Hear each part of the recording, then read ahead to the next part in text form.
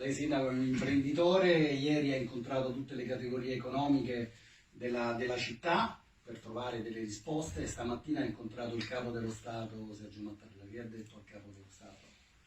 Beh, il Capo dello Stato che devo ringraziare sempre per la grande cordialità e la grande amicizia che dimostra nei confronti della città di Venezia, ma in questo senso come luogo importante per il paese intero.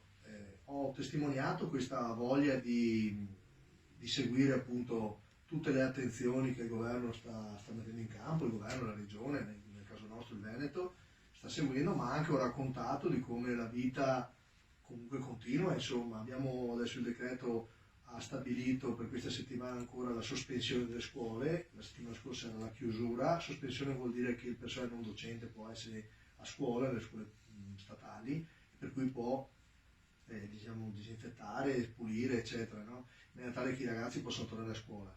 E noi l'abbiamo già fatto nelle scuole nostre, nei nidi, e nelle primarie e nelle materne.